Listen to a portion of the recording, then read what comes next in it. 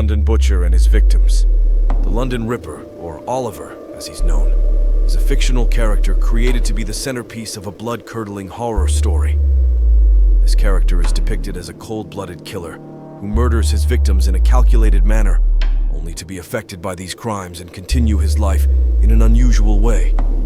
He's said to have been born and raised in London, graduating from London College, but opting not to pursue his degree and instead working in trade. Some texts portray the Ripper as owning a chain of offices and a factory manufacturing toys for young children, using this seemingly normal facade to carry out his heinous crimes. The London Ripper has one of the bloodiest horror stories ever. The victims of the London Ripper, those who were identified after much investigation and pressure. Perhaps what was hidden was much greater than what was discovered and revealed to the world. The first victim was Oliver, his friend Harry, who was working in Germany. Harry had utmost trust in Oliver, without any doubt, as he would send him his savings accumulated over years to invest on his behalf. Oliver deceived him and embezzled all his money under an official power of attorney that he had convinced Harry to grant him. Harry returned from Germany to settle accounts with Oliver, unaware of Oliver's treacherous intentions. Upon his arrival, Oliver immediately invited him to have dinner at his house in London. He mercilessly began to strike him relentlessly with an iron tool on his head until he breathed his last breath. Afterwards, he buried him in a hole 2 meters deep that he had prepared in one of the rooms of his house, thus getting rid of him and his body completely.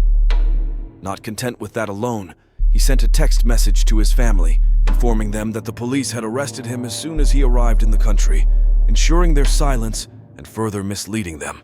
As for his second victim, it was his wife, Margaret, who had taken $40,000 of his money. Arguments erupted between them, and after reconciling, she refused to return his money. Enraged, he killed her and buried her in a room adjacent to the room where Harry's friend had been buried in his house. He had prepared the room beforehand. Based on his confessions, he placed her belongings beside her to prove to her and to himself that money meant nothing to him. He also confessed that she often disagreed with him and described her as a controlling woman with endless demands. Thus, he killed her without knowing she was pregnant.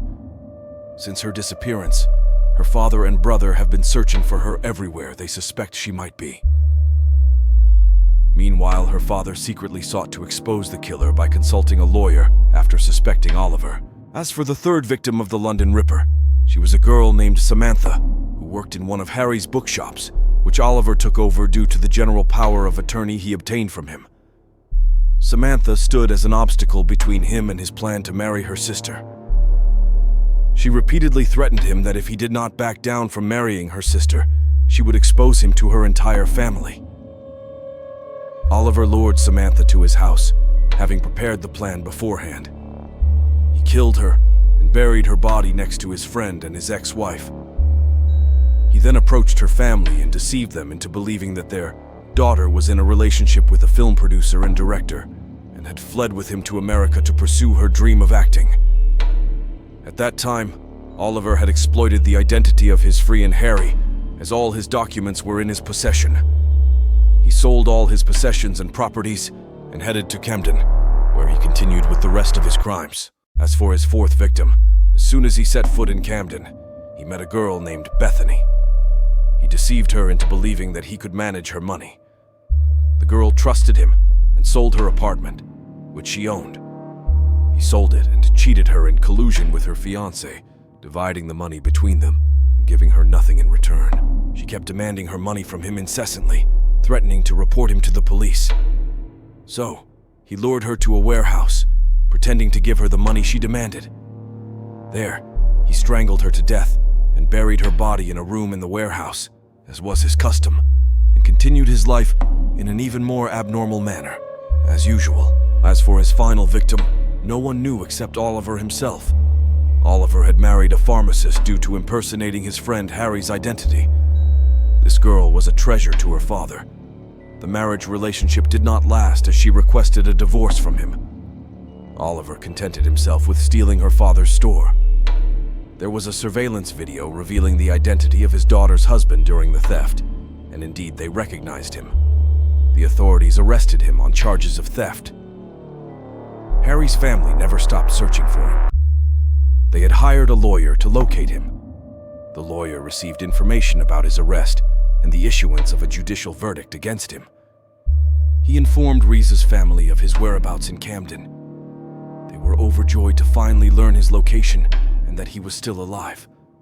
However, when they went to Camden, they were surprised to find Oliver imprisoned under their son's name. They realized that their son had been harmed. They filed a complaint with the prosecutor's office to investigate their son's disappearance since his arrival in London. Indeed, a new investigation was opened into Harry's disappearance. Through confronting Oliver and pressuring him with all the information they had gathered, he confessed to all his crimes. He had ended the lives of his victims in a very short period of time.